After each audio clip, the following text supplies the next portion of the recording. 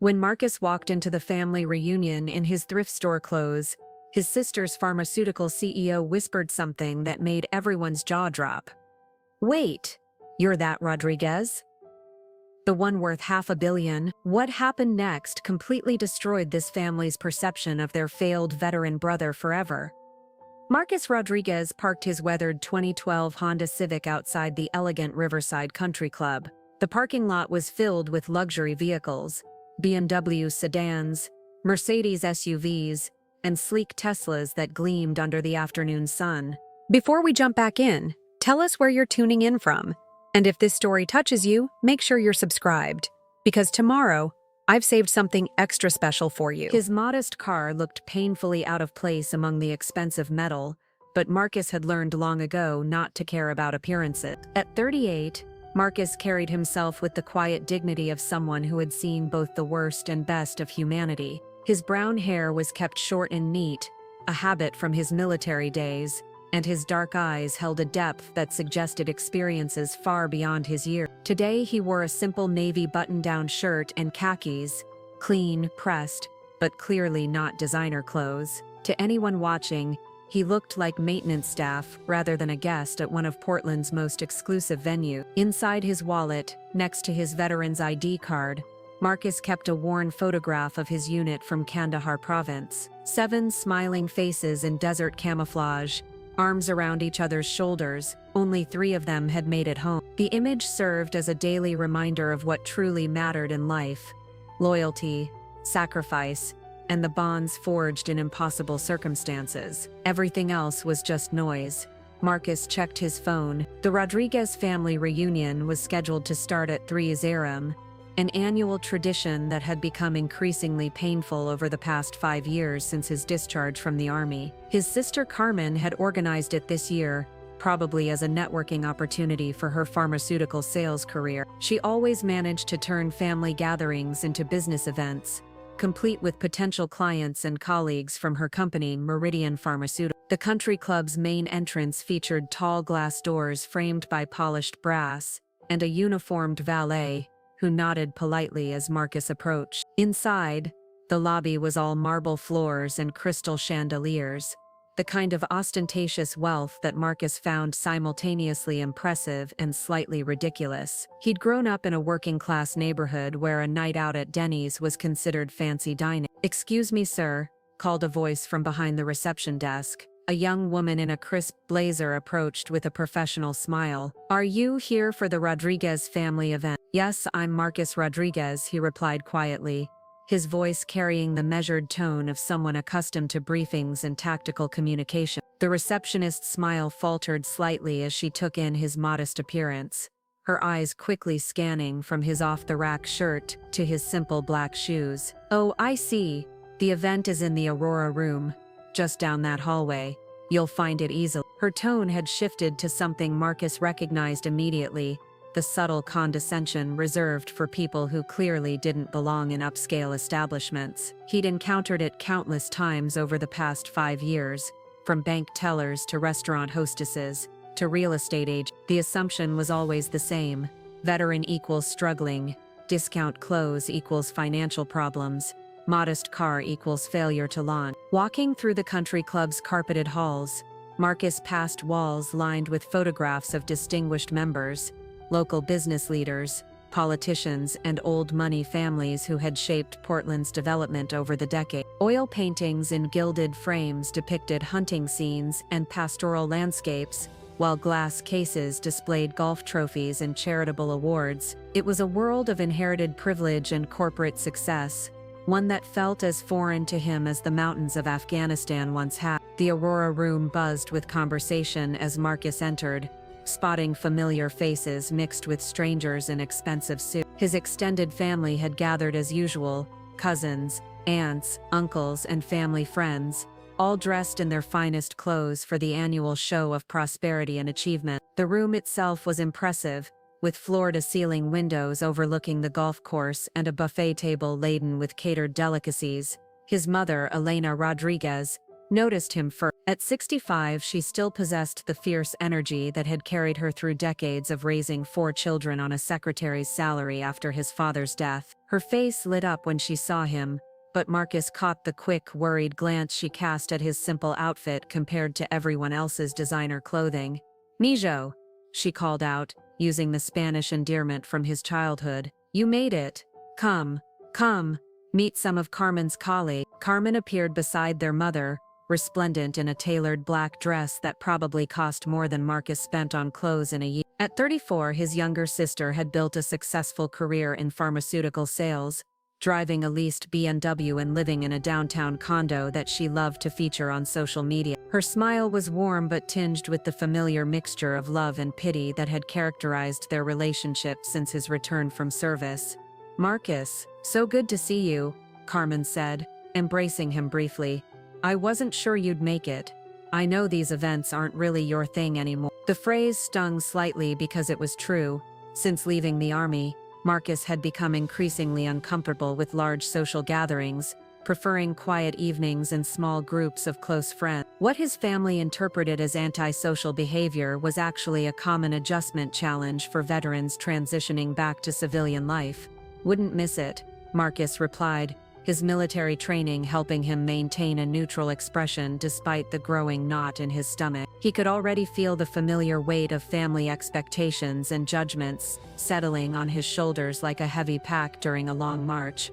As they moved deeper into the room, Marcus noticed the subtle but unmistakable signs of his family's perception of his current status. Conversations would pause when he approached, followed by overly cheerful inquiries about his job situation and living arrangement. Relatives would mention their children's college graduations, new homes, and promotions with meaningful glances in his direction, as if hoping their success might inspire him to finally get his life together. The truth was more complicated than any of them realized, but Marcus had learned to keep his own counsel about most things.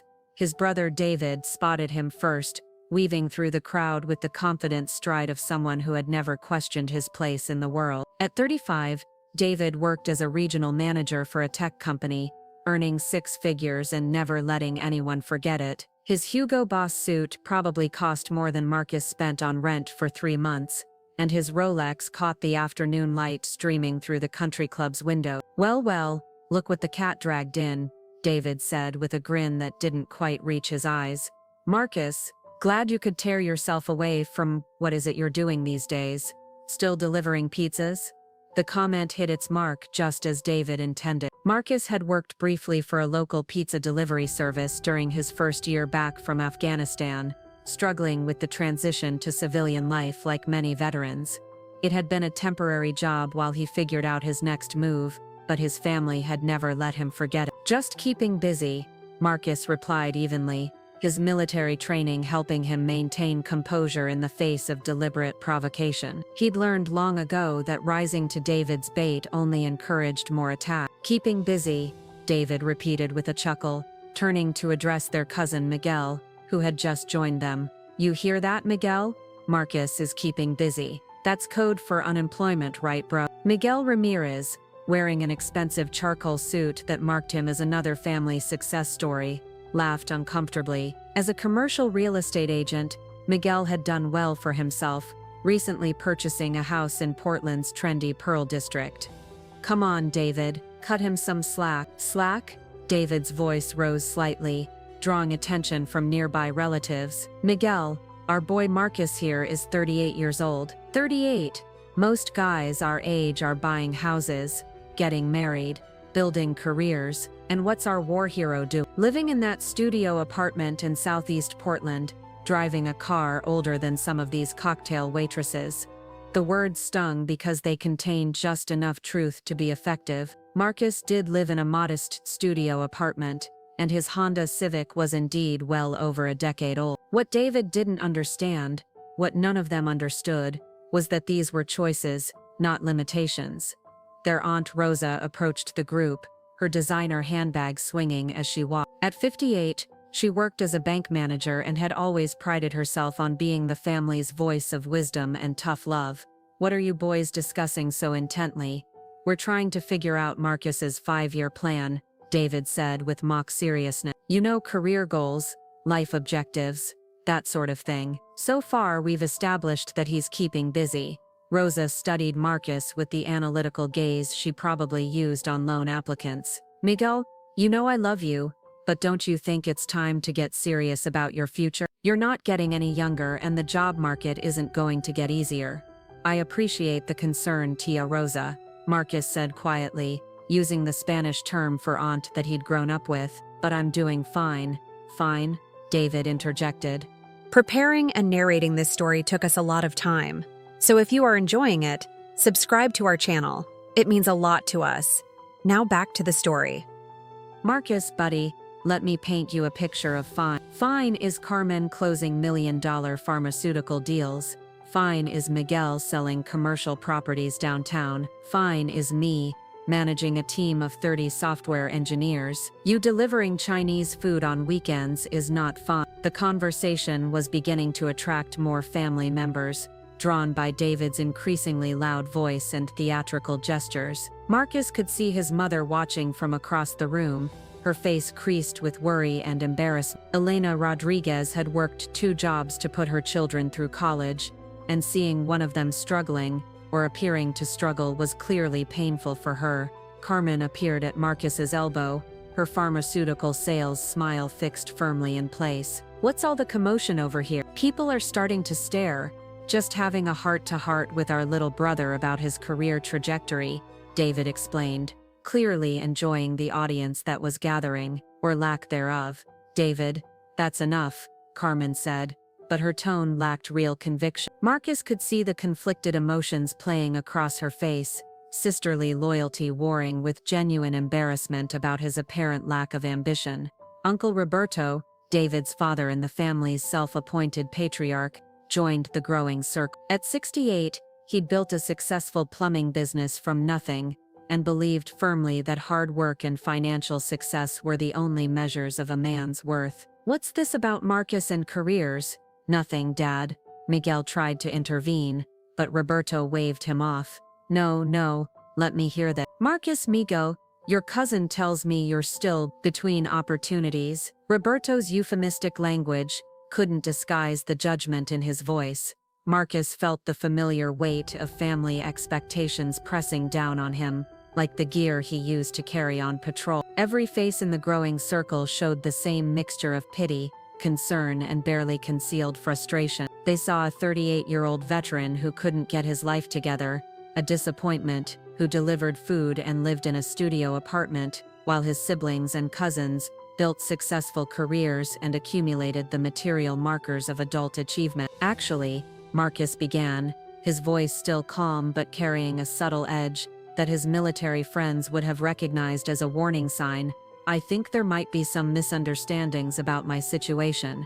David laughed, a sound that carried clearly across the elegant room. Misunderstand? Marcus, we're family. We know exactly what your situation is. Mom worries about you constantly. Carmen sends you money for rent. We've all seen your apartment, your car, your whole setup. There's no misunderstanding here. The comment about Carmen sending money was particularly cutting because it was true, though not for the reasons David assumed. Carmen had indeed offered financial help on several occasions, and Marcus had accepted it a few times, not because he needed it, but because refusing it completely would have raised questions he wasn't ready to answer.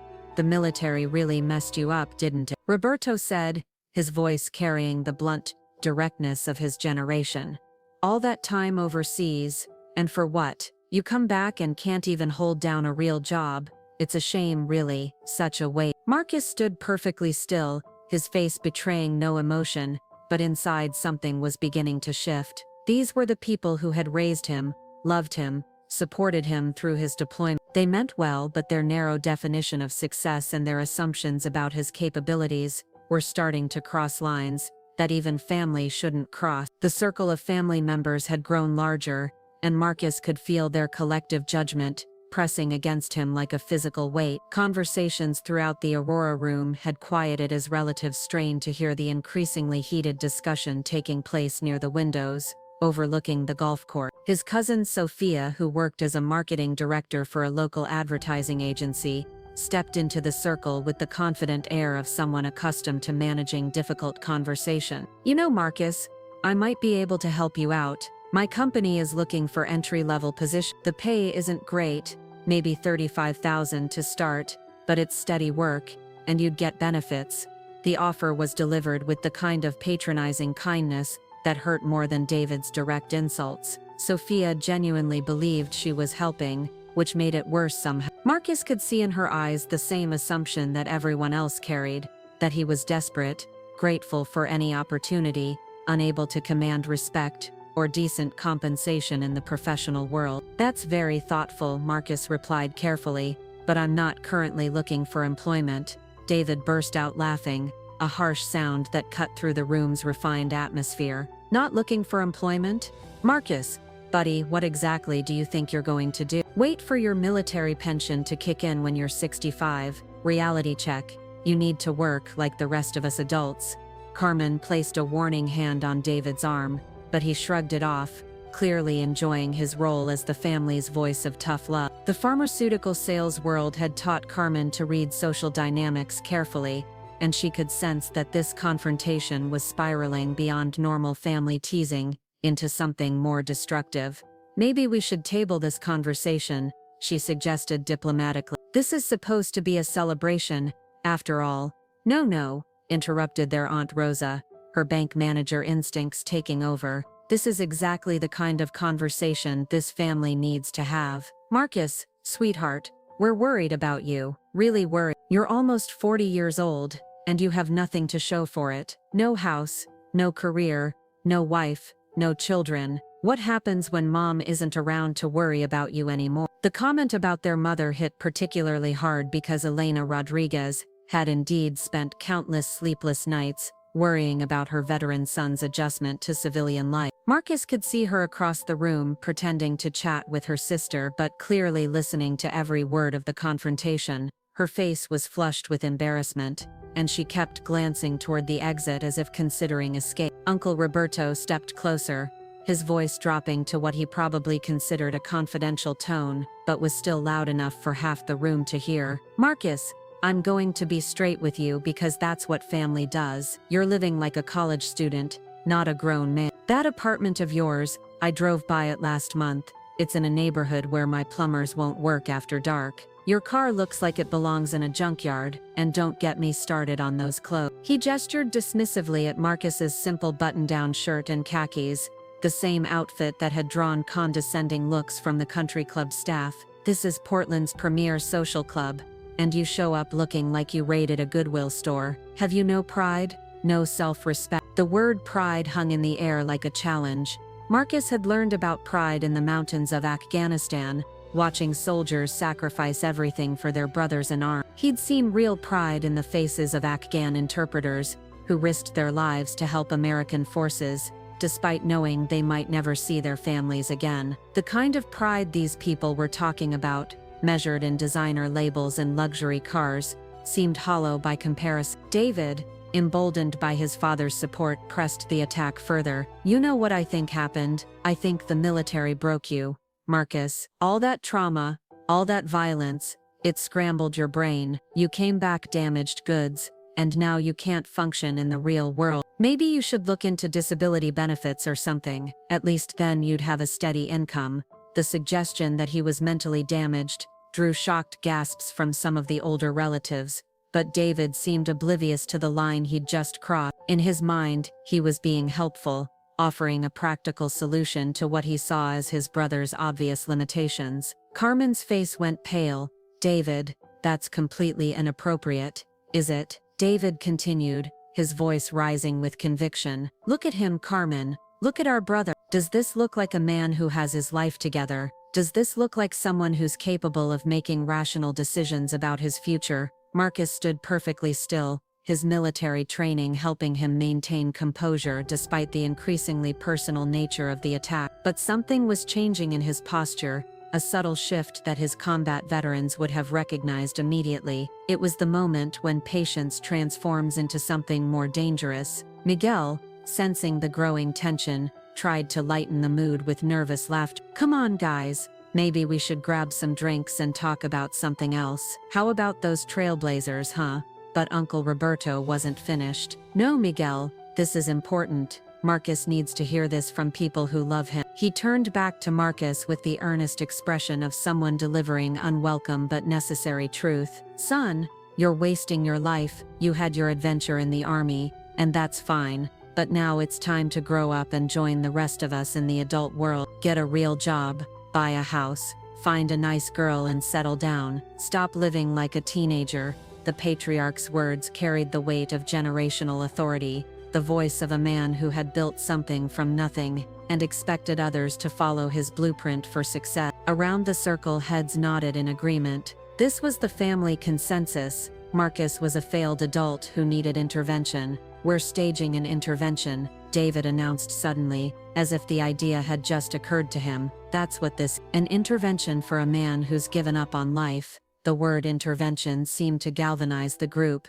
giving their criticism a sense of noble purpose. They weren't bullying Marcus, they were saving him from himself. The distinction made them feel better about the increasingly harsh nature of their comments. I think David's right, Sophia said, her marketing background making her comfortable with public speaking. Marcus, we love you, but we can't just stand by and watch you throw your life away. You need help, professional help, financial help, emotional help, whatever it takes to get you back on track. As the family closed ranks around their new mission of saving Marcus from himself, none of them noticed the change in his eyes, the same expression he'd worn in briefing rooms when superior officers had underestimated both him and the situation they were walking into. The Aurora room had grown uncomfortably quiet, except for the family's increasingly harsh intervention.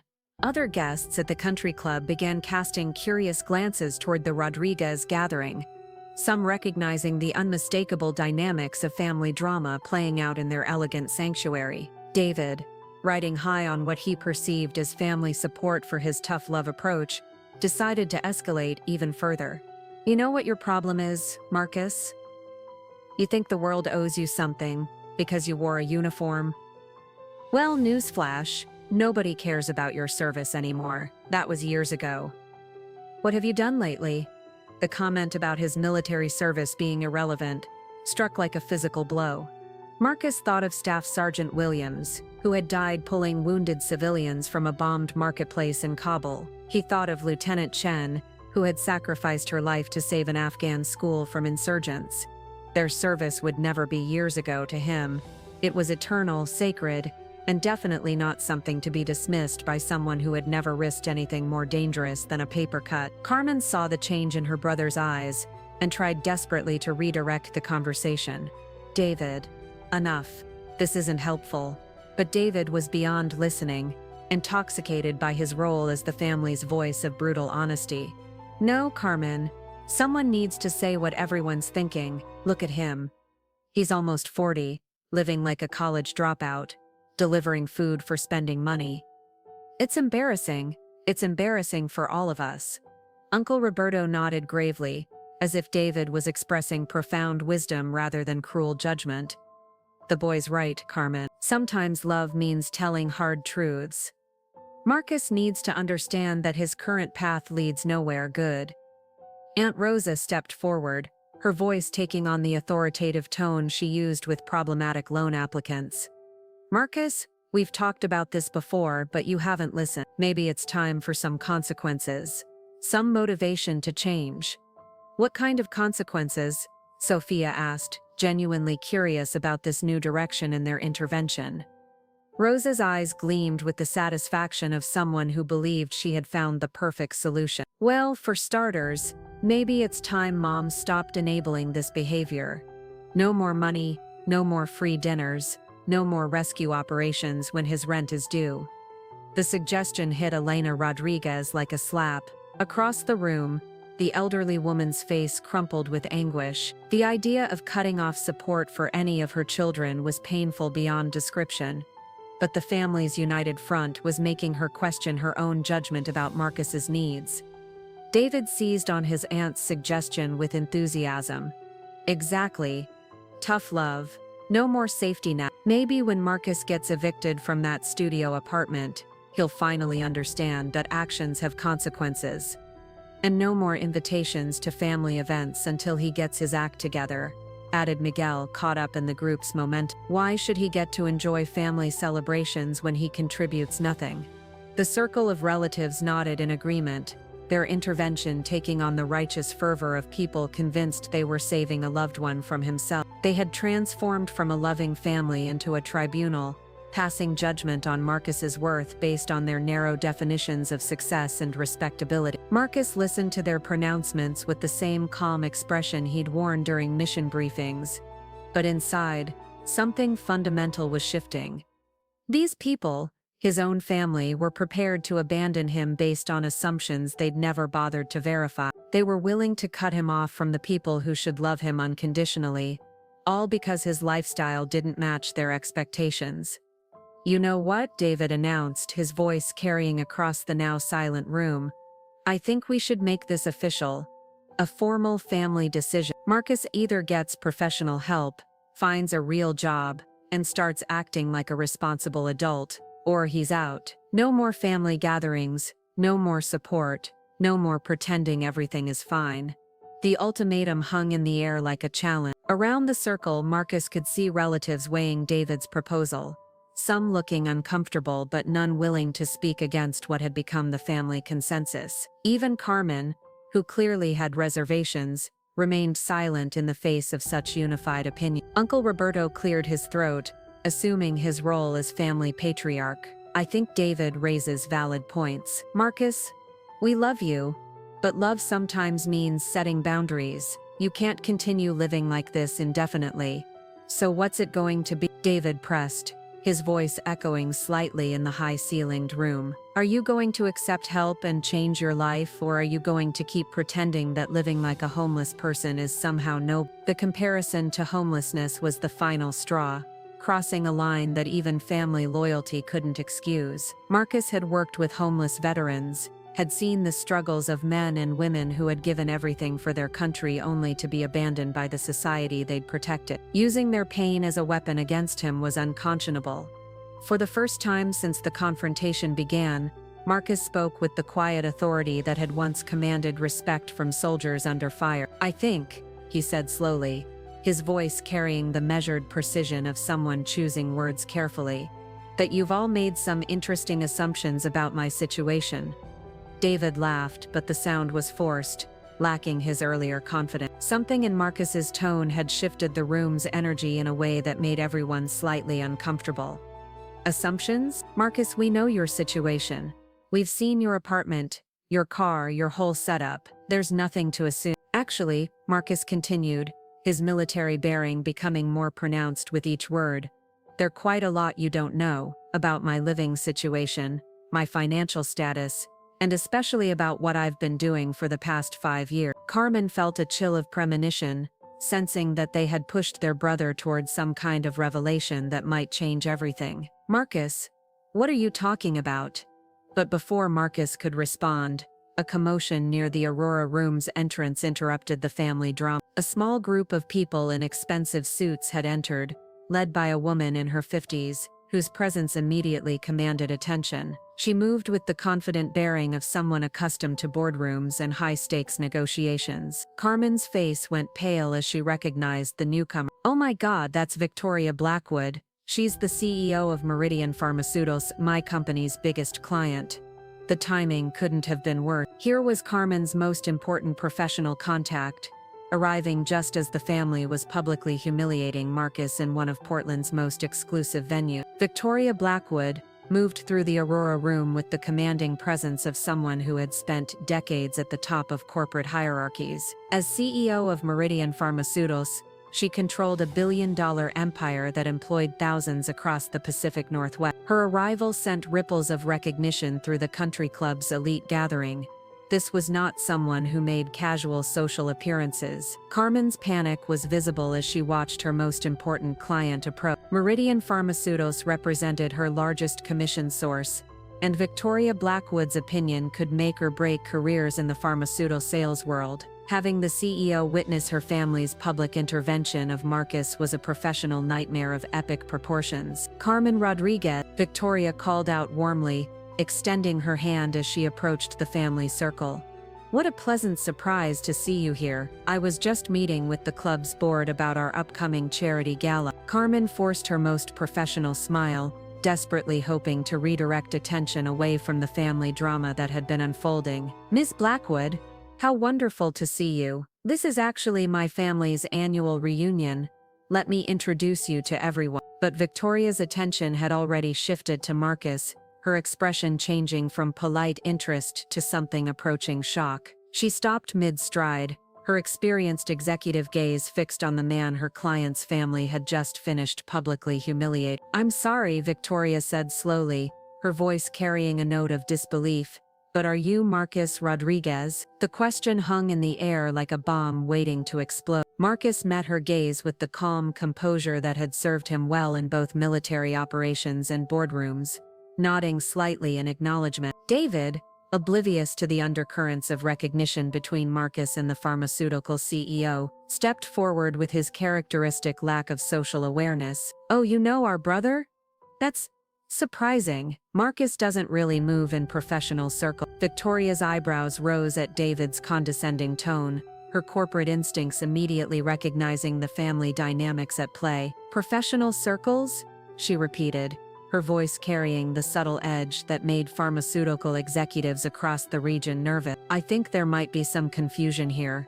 Carmen's face had gone white as she sensed disaster approaching. "Ms. Blackwood, perhaps we could discuss business matters later. This is really more of a family gathering." "Actually," Victoria interrupted gently but firmly, "I think this is exactly the right time for this conversation." She turned to address the entire family circle, her executive presence commanding immediate attention. "Because I'm afraid you've been operating under some significant misconceptions about your brother." Uncle Roberto, still playing his role as family patriarch, stepped forward with the bluff confidence of someone unaccustomed to being challenged. "Ma'am, I appreciate your concern, but this is a family matter. We know Marcus's situation better than anyone." Victoria's smile was polite but razor sharp. "Do you? Because the Marcus Rodriguez I know isn't someone who delivers pizza or struggles to pay rent. The Marcus Rodriguez I know is one of the most successful entrepreneurs in the Pacific Northwest." The words hit the family like a physical force. Conversations in the Aurora room ground to a complete halt as other guests turned to watch the unfolding drama. Carmen felt her legs go weak, recognizing that whatever was about to be revealed would change everything. David laughed nervously, clearly struggling to process information that didn't fit his worldview. "I think you have him confused with someone else. This is Marcus Rodriguez from Southeast Portland. He drives a Honda Civic and lives in a studio apartment." "Oh, I'm quite certain we're talking about the same person," Victoria continued, her voice carrying the authority of someone who had built a career on being absolutely certain of her facts. "The Marcus Rodriguez who owns Rodriguez Holdings, which happens to be one of the largest private investment firms on the West Coast." The silence that followed was so complete that the sound of ice clinking in glasses at nearby tables seemed thunderous. Marcus stood perfectly still, his expression unreadable, as his family processed information that shattered every assumption they'd built about his life. Sophia was the first to find her voice, though it came out as barely a whisper. "Investment." Victoria nodded, clearly enjoying the effect her words were having on the stunned family.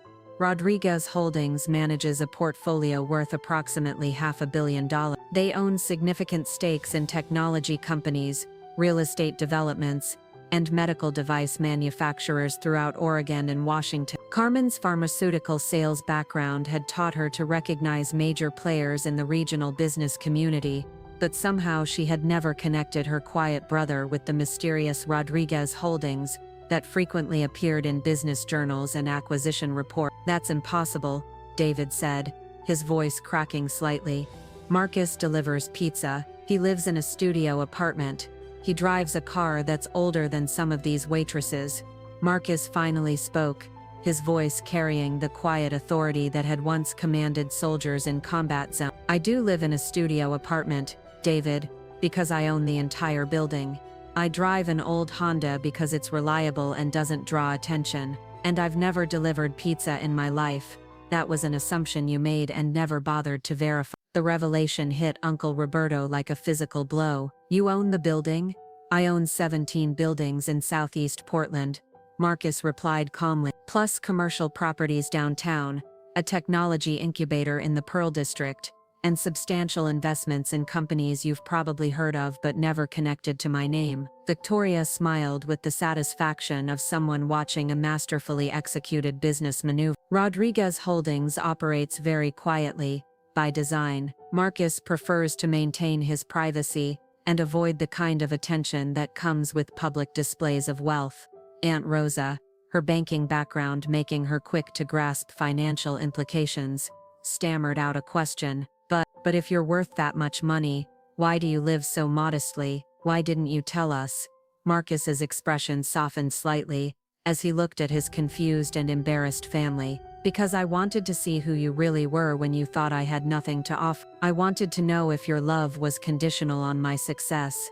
The answer hung in the air like an indictment, forcing each family member to confront their own behavior over the past several years. They had failed a test they didn't even know they were taking. Carmen found her voice, though it was weak with shock and growing horror at what the family had just done. "Marcus, all those times I offered to help with rent, all those times we worried about your finance, I accepted your help occasionally, because refusing it completely would have raised questions I wasn't ready to answer," Marcus explained. "But I never needed it. I was touched that you cared enough to offer." Victoria Blackwood watched the family drama unfold with the fascination of someone who had spent decades studying human behavior in high-stakes business situations. This was better than any corporate boardroom power play she'd ever witnessed. The Aurora Room had become a theater of stunned silence, with other country club guests openly staring at the Rodriguez family drama that had just exploded into public view. Victoria Blackwood stood at the center of it all,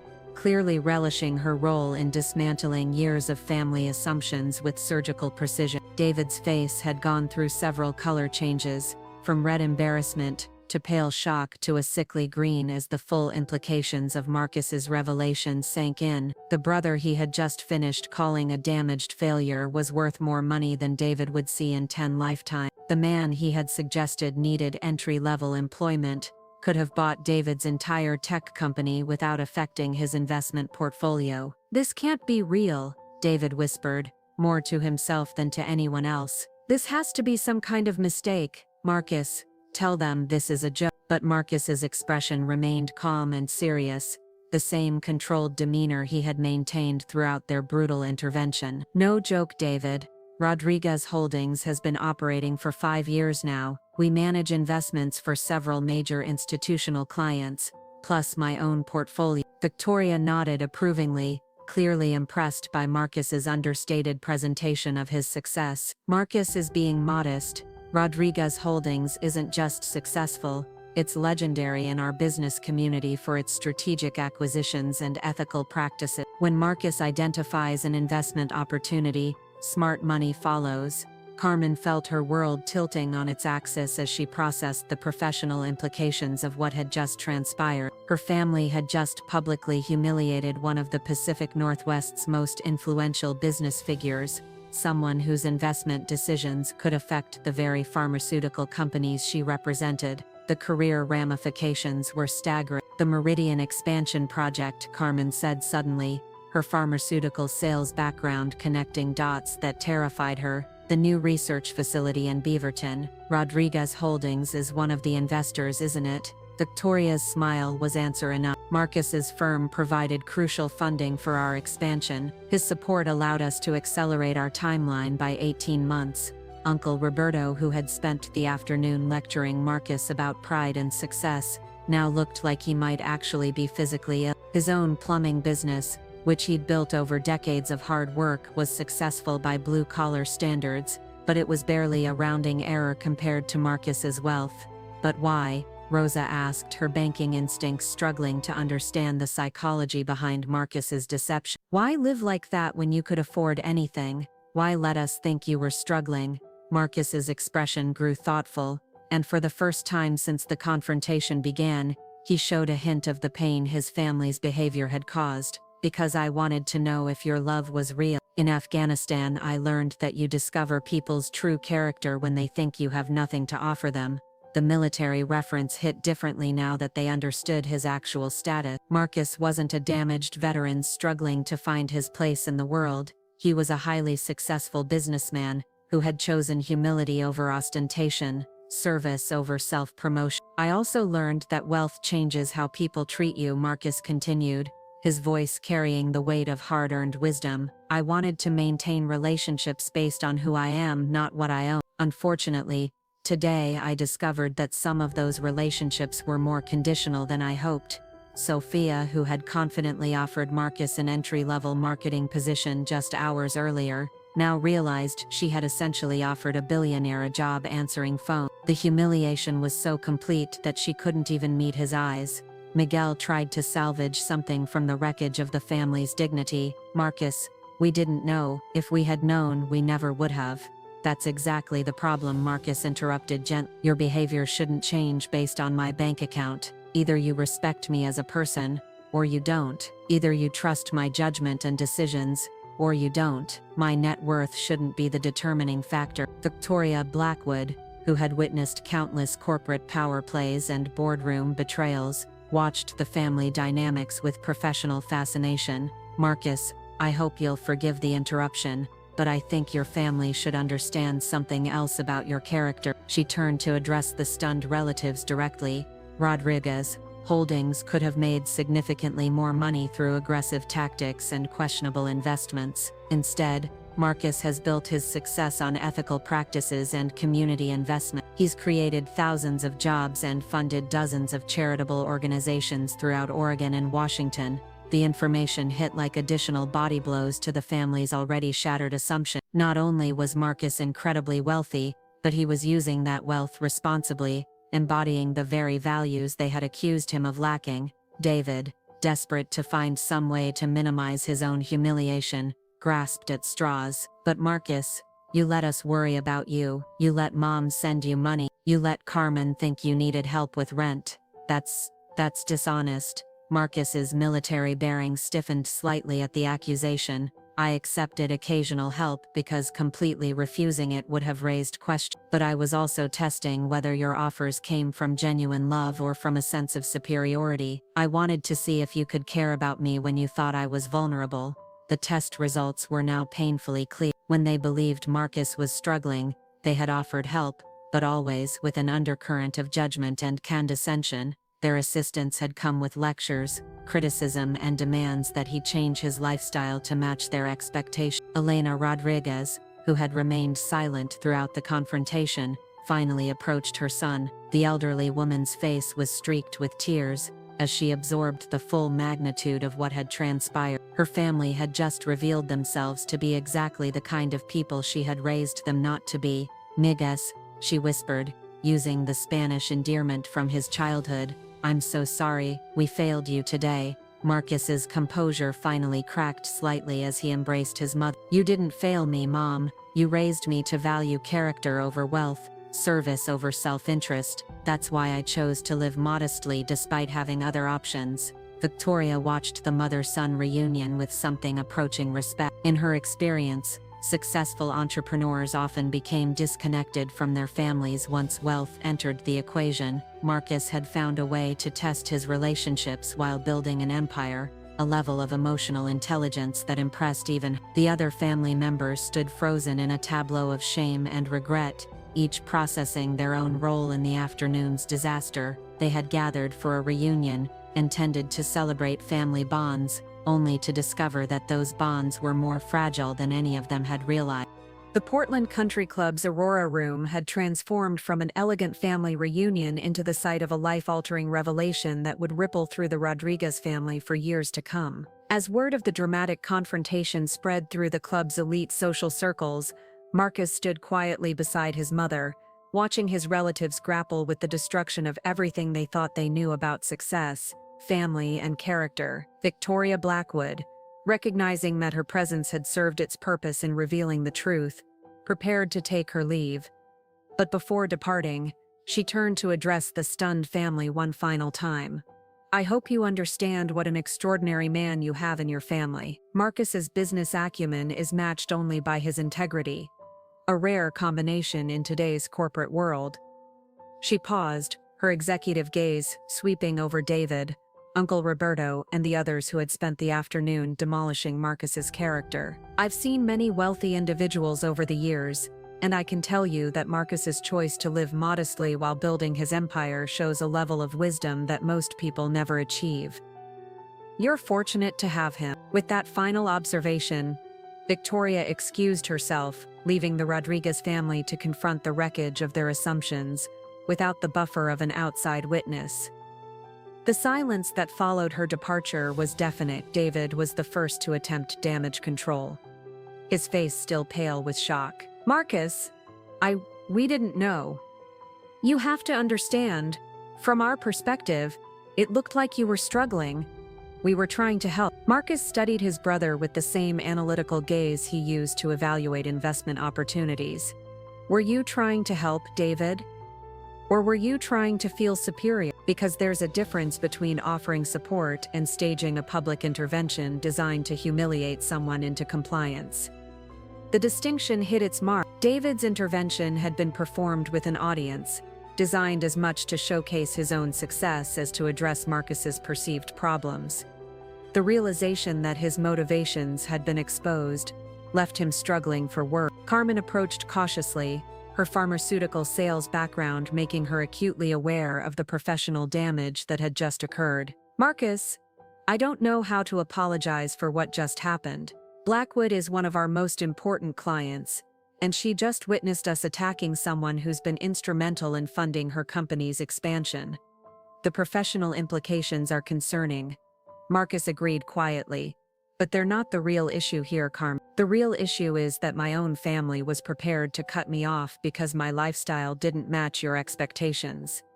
Uncle Roberto, who had built his identity around being the family's voice of practical wisdom, looked like he had aged a decade in the past hour. Marcus, you have to understand our position.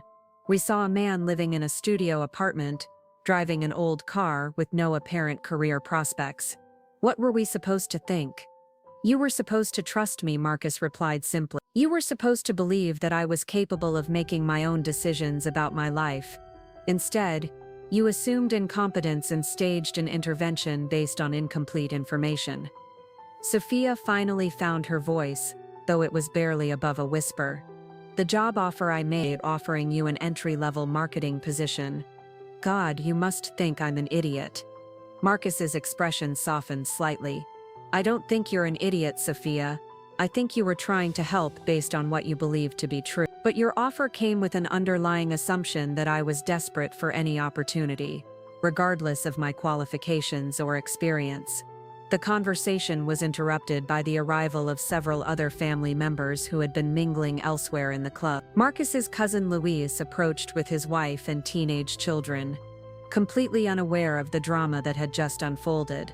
Hey everyone. Sorry we're late. The kids had soccer practice that ran over.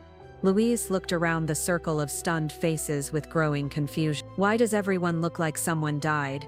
Carmen glanced at Marcus, uncertain whether the story should be shared with the extended family or kept private. Marcus nodded slightly, giving her permission to explain the situation. We just learned something significant about Marcus. Carmen began carefully. It turns out he's been more successful than any of us realized. Much more successful. Louise looked puzzled. What do you mean? Marcus owns an investment firm worth $500 million, David said flatly, his voice still carrying traces of disbelief. The newcomers stared in shock, processing information that seemed impossible to reconcile with their memories of quiet, modest Marcus, who drove an old Honda and lived in southeast Portland.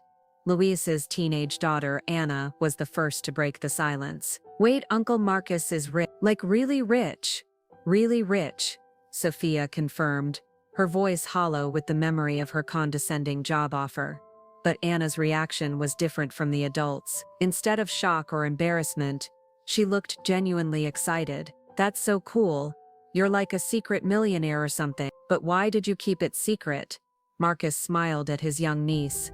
appreciating her straightforward question without the complicated emotional baggage of the adults. Because I wanted to know if people liked me for who I am, not for what I own. Money changes how people treat you, and not always in good ways. Anna nodded thoughtfully, processing the concept with the clarity that children often bring to complex situations. So you were testing everyone? That's actually pretty smart. Unfortunately, Marcus said, glancing around the circle of embarrassed relatives. Not everyone passed the test. Elena Rodriguez, who had been quietly observing the continuing aftermath, finally spoke up. Marcus, what happens now? How do we move forward from this? It was the question everyone was thinking but afraid to ask. Marcus had revealed not just his wealth, but his family's willingness to abandon him when they perceived him as unsuccessful. The knowledge changed everything about their relationship. Marcus considered his mother's question carefully, understanding that his answer would determine the future of his family relationships. That depends on whether people can love me for who I am, regardless of my bank account. Today showed me that some family members struggle with that concept. The words hung in the air like a challenge and an opportunity. Marcus was offering his family a chance to rebuild their relationships on a foundation of genuine acceptance, rather than conditional approval based on external markers of success. But the path forward would require each family member to confront their own values, examine their motivations, and decide whether they could love Marcus for his character rather than his wealth. A test that some of them had already failed spectacularly. 6 months later, the reverberations of that autumn afternoon at the Portland Country Club continued to reshape the Rodriguez family dynamics in ways that none of them could have anticipated. The revelation had not only exposed Marcus's hidden wealth, but had fundamentally altered how each family member viewed success, loyalty, and the true meaning of family bonds. David sat in his downtown Portland office, staring at a business magazine article featuring Marcus on the cover. The headline read, "The Quiet Titan: How Marcus Rodriguez Built a $500 million Empire While Living Like a Regular Guy." The article praised Marcus's unconventional approach to wealth, his commitment to ethical investing, and his revolutionary business model that prioritized community impact over maximum profit extraction. The irony was bitter. David had spent years mocking his brother's modest lifestyle, only to discover that Marcus had become something David had always dreamed of being: genuinely respected in the business community. The tech company David managed was successful, but it was a small player compared to the empire Marcus had quietly built while his family assumed he was failing at life. The magazine article mentioned David by name, describing him as the successful tech executive brother who never knew about Marcus's business empire. The writer had somehow obtained details about the family reunion confrontation, turning David's public humiliation into a cautionary tale about assumptions and family dynamic. Every colleague who read the article now knew that David had spent years condescending to someone worth more than most small countries. Carmen's situation had proven even more professionally devastating. Word of the country club incident had spread through Portland's tight-knit pharmaceutical community like wildfire. Victoria Blackwood, true to her reputation for strategic thinking, had shared the story selectively, not as gossip, but as a business lesson about the importance of due diligence and professional relationships. The pharmaceutical sales world was surprisingly small, and Carmen discovered that Marcus's investment firm had financial ties to nearly every major company she worked with. Her credibility had taken a significant hit when clients learned that she had publicly attacked one of the region's most influential investors. 3 major accounts had quietly shifted their business to competitors, citing strategic realignment, but everyone understood the real reason. Carmen had attempted to reach out to Marcus multiple times, but their conversations remained strained. She had apologized profusely, but the damage to their relationship felt irreparable. Marcus was polite but distant, treating her with the same professional courtesy he might show to any business acquaintance rather than a beloved sister. Uncle Roberto's plumbing business had experienced unexpected consequences as well. Several of his commercial clients had learned about his role in the family intervention, and word had spread that he had spent an afternoon lecturing one of Portland's most successful entrepreneurs about financial responsibility. The absurdity of the situation had become a running joke in certain business circles, and Roberto found himself losing contracts to competitors who were gleefully sharing the story with potential clients. The old man's pride, which had driven him to deliver harsh lectures about success and responsibility, now felt like a millstone around his neck. He had built his identity around being the family's voice of practical wisdom, but the country club incident had revealed his wisdom to be narrow and his judgments to be premature. Sophia had left her marketing position entirely, unable to face the daily reminders of her condescending job offer to Marcus. She had started her own small consulting firm, but the stigma of the family incident followed her. Portland's business community was surprisingly interconnected, and the story of the marketing director who offered an entry-level position to a billionaire had become legendary. But the most profound changes had occurred within the family itself. The annual Rodriguez reunion tradition had been quietly discontinued, with no one willing to organize an event that might recreate the tensions of that disastrous afternoon. Family gatherings now happened in smaller groups, carefully orchestrated to avoid the kind of confrontation that had torn their relationships apart.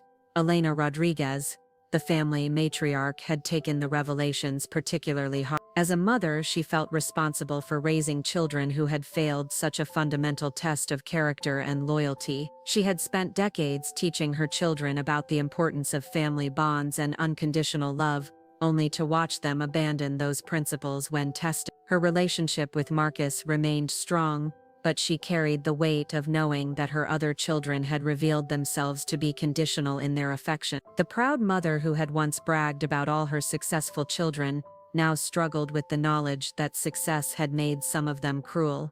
Marcus himself had used the 6 months since the revelation to reassess his own life and relationship. The family test had provided clarity about which relationships were genuine and which were transactional, but the knowledge had come at a significant emotional cost. He had lost the comfortable fiction that his family loved him unconditionally, replacing it with the harder truth that some love came with unspoken conditions and expectations. His business continued to thrive, with Rodriguez Holdings expanding into new markets and investment opportunities. The publicity from the magazine article had actually helped his business, attracting new clients who were impressed by his unconventional approach to wealth and success. Investors appreciated working with someone who had proven that he valued substance over show, integrity over ostentation. But Marcus had also made changes to his personal life. He had moved out of the studio apartment, not to a mansion, but to a comfortable house in a quiet neighborhood where he could maintain his privacy while having space for the family relationships that had survived the test. He had also begun dating Sarah Chen, a nonprofit director who had known about his wealth from the beginning but was attracted to his character rather than his bank account. The relationship with Sarah had shown Marcus what he had been missing in his family connections, someone who valued him for his integrity, his intelligence, and his commitment to using his success to benefit others. Their relationship was built on mutual respect and shared values rather than assumptions and conditions. As the first anniversary of the country club revelation approached, Marcus found himself reflecting on the lessons learned and the relationships lost. The test had been more revealing than he had anticipated, showing him not just who truly loved him, but also the limits of his own patience and forgiveness. The family he had grown up believing was unshakably loyal had proven to be more fragile than he had ever imagined, held together by assumptions and expectations rather than genuine acceptance and love. 1 year after the country club revelation, Marcus received an unexpected phone call that would test his capacity for forgiveness in ways he hadn't anticipated. It was a rainy Tuesday morning in November when his assistant informed him that David was in the lobby of Rodriguez Holdings, asking for a meeting. Marcus hadn't spoken to his brother in over 4 months, their last conversation having ended with David's frustrated attempt to minimize his role in the family intervention. The request for a face-to-face meeting was surprising, particularly since David had made it clear through family intermediaries that he felt Marcus was being unreasonably stubborn about holding grudges. When David entered Marcus's executive office, the visual contrast was stark. The space was elegantly furnished but understated, reflecting Marcus's preference for substance over ostentation. Floor-to-ceiling windows offered views of the Willamette River while the walls displayed photographs from Marcus's military service, alongside awards for community investment and ethical business practices. David looked different, older, somehow diminished. His usual confident swagger had been replaced by something approaching humility, a transformation that immediately caught Marcus's attention. The expensive suit was still there, but it seemed to hang differently on someone who had spent a year learning hard lessons about the difference between success and significance. "Thank you for seeing me," David began, his voice lacking its typical assertiveness. "I know I don't deserve your time after everything that happened." Marcus gestured to the chair across from his desk, studying his brother with the same analytical attention he brought to business negotiations. "What can I do for you, Dave?" "I need to tell you something that I should have said a year ago," David replied, his hands clasped tightly in his lap. "But first, I need you to understand what this past year has taught me about myself, about success, and about what I destroyed that day at the country club." The admission was so unexpected that Marcus leaned back in his chair, genuinely curious about what had prompted this apparent transformation in his brother's character. David took a deep breath before continuing. "The magazine article destroyed me professionally, but not in the way you might think. It wasn't just the embarrassment of being exposed as the brother who didn't know about your success. It was reading about your actual accomplishments, the job creation, the community investments, the ethical business practices, and realizing that while I was lecturing you about success, you were actually living." Marcus remained silent, allowing David to continue his unexpected confession. "I spent 15 years building what I thought was a successful career, managing teams and hitting quarterly targets, thinking I understood what achievement looked like. But your story made me realize that I'd been confusing activity with accomplishment, position with purpose. You'd built something meaningful while I'd just built a resume." The words carried a weight of genuine self-reflection that Marcus hadn't expected from his brother. David had always been supremely confident in his own success, dismissive of alternative approaches to career and life. This level of introspection was completely out of character.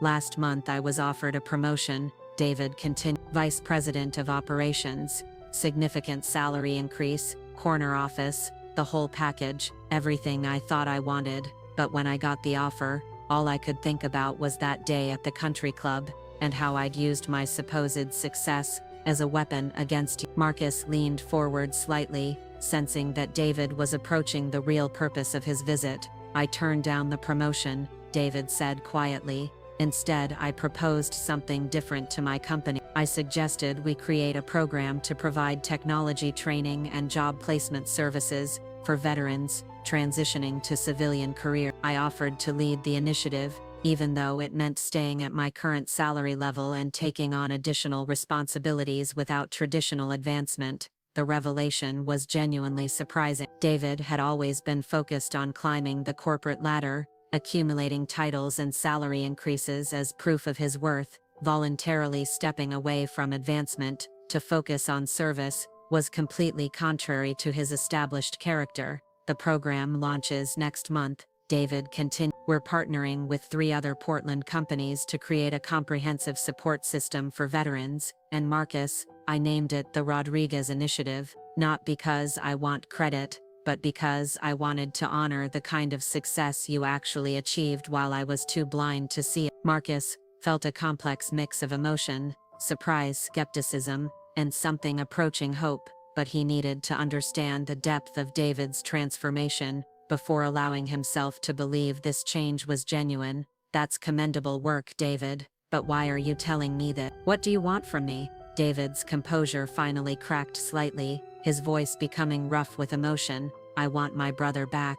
I want the chance to rebuild our relationship on the foundation of who you actually are, not who I assumed you. I want to learn from you instead of lecturing you, and I want you to know that I finally understand what you were trying to teach us that day." The honesty in David's voice was unmistakable, but Marcus had spent too many years in high-stakes negotiations to accept words without examining motivations. "What exactly do you think I was trying to teach you? That love should be unconditional. That family support shouldn't come with judgment and expectations. That success isn't measured by what you accumulate, but by what you contribute. That treating people with dignity and respect isn't dependent on their perceived status or wealth." David paused, gathering himself before delivering what Marcus sensed was the most important part of his confession. But most importantly, you were showing us that real strength comes from choosing to be humble when you could choose to be proud, choosing to serve when you could choose to be served,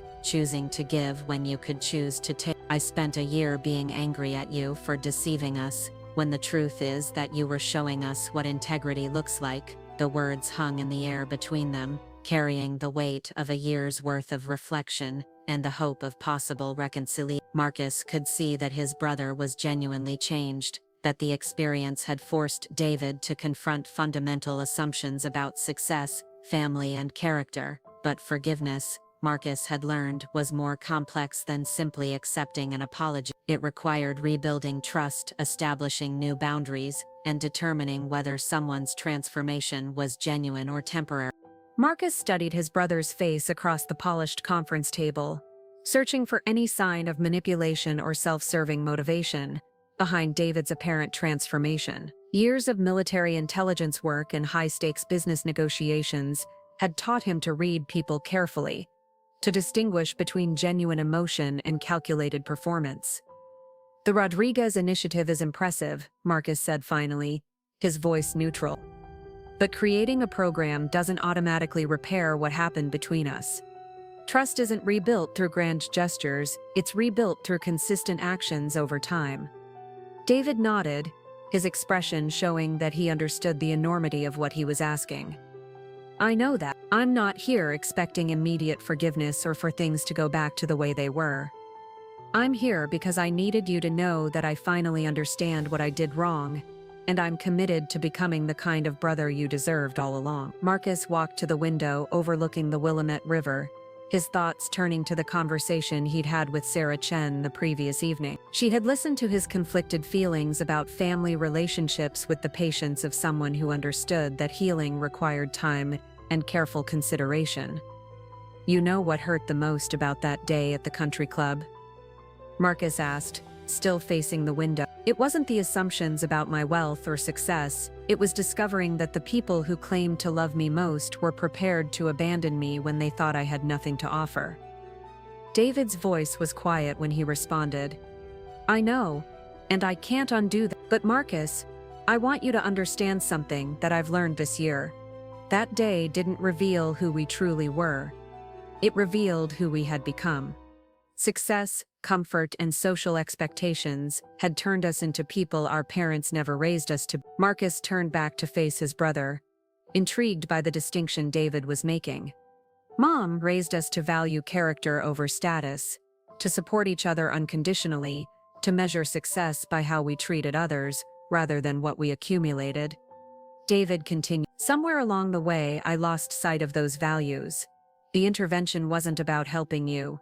It was about me feeling superior, about reinforcing my own sense of success by highlighting what I perceived as your failure." The admission was more honest than Marcus had expected, showing a level of self-awareness that suggested David's transformation might be genuine.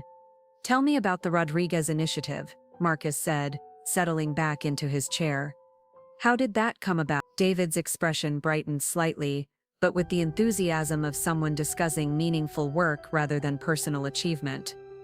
"It started when I was reading about veteran unemployment and the challenges of transitioning military skills to civilian careers. I realized that my company had dozens of positions that would be perfect for veterans, but our hiring practices weren't designed to recognize military experience." Marcus listened as David described the program's structure: partnership agreements with local veterans organizations, specialized recruitment processes that translated military experience into corporate qualifications, mentorship programs that paired veterans with experienced employees, and ongoing support systems to ensure successful transitions. "The first cohort starts in 2 weeks, David said. 12 veterans ranging from recent discharges to people who've been struggling with the transition for years. We've already had 3 other companies ask to replicate the program." Marcus found himself genuinely impressed despite his reservation. The program David described was comprehensive, thoughtful, and addressed real problems in ways that created lasting solutions rather than temporary fixes. "Why did you name it after our family?" Marcus asked. That seems like it would draw unwanted attention to the country club incident. David's smile was rueful.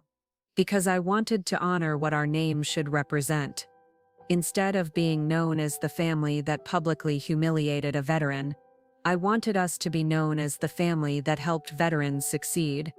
I wanted to give our name a meaning you could be proud of. The conversation was interrupted by Marcus's assistant announcing that Elena Rodriguez had arrived for her scheduled lunch appointment. Marcus had been meeting with his mother monthly since the country club incident, carefully rebuilding their relationship while navigating the complicated dynamics of a family in transition. "Mom's here," Marcus said. "Did you plan this?" David shook his head. "No, but maybe this is the right time for all of us to talk. I've been afraid to face her disappointment in me, but hiding from it isn't going to help any of us heal." When Elena entered the office, her face showed surprise at seeing both of her sons together. At 66, she had aged visibly over the past year, the weight of family discord taking its toll on a woman who had always prided herself on raising close, loving children. "David, Misho, what are you doing here?" she asked, her voice carrying a mixture of hope and concern. "I came to apologize to Marcus," David replied simply, "and to tell him about something I'm doing to try to make amends for my behavior." Elena looked between her two sons, reading the subtle signs of a conversation that had gone better than expected. "What kind of Marcus gestured for his mother to join them at the conference table. "David's created a veteran employment program. He's calling it the Rodriguez Initiative." Elena's eyes widened as David explained the program's purpose and structure. Marcus watched his mother's expression transform from surprise to pride to something approaching hope as she absorbed the significance of what David was attempting to accomplish. "You're helping veterans find good jobs?" she asked, her voice carrying the emphasis that revealed how much this meant to her. "I'm trying to honor what Marcus taught us about service and giving back," David replied. "I'm trying to become the kind of man you raised me to be, even though it took me too long to remember those lessons." Elena Rodriguez sat quietly for several moments, processing the implications of this unexpected development. Her family had been fractured by the revelation of Marcus's wealth and the harsh judgment he had endured, but perhaps healing was possible if people were willing to change and grow. "Can I see the program materials?" she asked finally. "I'd like to understand exactly what you're doing." As David began explaining the details of the Rodriguez Initiative, Marcus found himself observing the interaction with cautious optimism. His brother's transformation seemed genuine, rooted in real understanding rather than mere regret. The path forward wouldn't be simple, but perhaps it was possible. 3 weeks after David's visit to Rodriguez Holdings, Marcus received another unexpected call that would further test his evolving perspective on family, forgiveness, and the possibility of genuine change. This time it was Carmen, her voice carrying a mixture of nervousness and determination that immediately caught his attention. "Marcus, I know you might not want to hear from me, but I need to tell you something important, something that affects more than just our family." The pharmaceutical sales industry had been particularly unforgiving to Carmen following the country club incident. Her reputation had suffered devastating damage when word spread that she had publicly attacked one of the region's most influential investors. But Marcus sensed that this call was about something more significant than career rehabilitation. "I'm listening," Marcus replied, his tone professional but not unwelcoming. "You remember Dr. Jennifer Walsh, the research director at Meridian Pharmaceuticals?" Carmen asked. "She's been working on a breakthrough treatment for PTSD in veterans. The research is incredibly promising, but the project was about to be canceled due to funding issues." Marcus was familiar with Dr. Walsh's work through his investment firm's due diligence on pharmaceutical companies. The PTSD research represented exactly the kind of meaningful medical advancement that Rodriguez Holdings typically supported, but Marcus wondered where Carmen was going with this information. "I've been thinking about what David told me regarding his Rodriguez initiative," Carmen continued, her voice gaining strength, "about how he was trying to honor what our family name should represent. I realized that I had an opportunity to do something similar." Marcus leaned back in his office chair, intrigued despite himself. Carmen had always been focused on her sales numbers and commission structures, showing little interest in the broader impact of the medical treatments she promoted. I used my relationship with Victoria Blackwood to arrange a meeting between Dr. Walsh and Rodriguez Holdings, Carmen said. Not for my benefit. I specifically asked to be excluded from any financial arrangement. I wanted to connect your investment firm with research that could help veterans, without any personal gain. The gesture was surprising because it represented a complete reversal of Carmen's typical approach to business relationships. She had always been strategic about leveraging connections for personal advancement, but this seemed genuinely altruistic.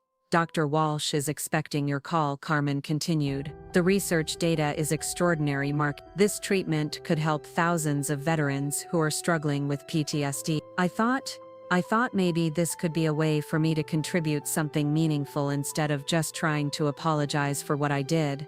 Marcus found himself genuinely moved by Carmen's approach. Rather than seeking forgiveness through words or grand gestures, she was trying to channel her professional relationships toward causes that aligned with Marcus's values and the military community he still felt connected to. Why didn't you ask to be involved in the potential investment? Marcus asked. You could have positioned this as a business opportunity for yourself. Carmen's laugh was rueful. Because I finally understand that not everything should be about my commission or career advance. You've spent years using your wealth to help others, while I've spent years using my relationships to help myself. I wanted to do something that was purely about the mission, not about rebuilding my reputation. The conversation was interrupted by Marcus's assistant, announcing that the first group of Rodriguez Initiative participants had arrived for their scheduled tour of Rodriguez Holdings. David had suggested that the veteran trainees visit successful companies to understand different career paths and networking opportunities. Carmen, can you hold for just a moment? Marcus asked. There's something happening here that I think you should know about. Marcus stepped out of his office to greet the 12 veterans who comprised the inaugural class of David's program. They ranged in age from 23 to 45, representing different branches of service and various specialties that David's team had identified as transferable to civilian career. Leading the group was Staff Sergeant Maria Santos, a former Army logistics specialist who was transitioning to supply chain management. Next to her stood Petty Officer James Kim, a Navy electronics technician exploring opportunities in Portland's growing tech sector. The group included former medics, engineers, communication specialists, and administrative personnel, all learning how to translate their military experience into civilian success. Mr. Rodriguez, Staff Sergeant Santos said, extending her hand with the confident bearing that marked her as a natural leader. Thank you for hosting us today. Mr. David Rodriguez spoke very highly of your company's approach to business and community investment. Marcus spent the next hour touring the facilities with the veteran group, explaining how Rodriguez Holdings operated and sharing insights about the intersection of military experience and business leadership. He found himself energized by their questions and impressed by their professionalism and adaptability. During the tour, Marcus learned that David had been personally mentoring several of the participants, meeting with them weekly to discuss not just job placement, but broader questions about finding purpose and meaning in civilian career. The depth of David's commitment went far beyond what Marcus had expected from a corporate diversity program.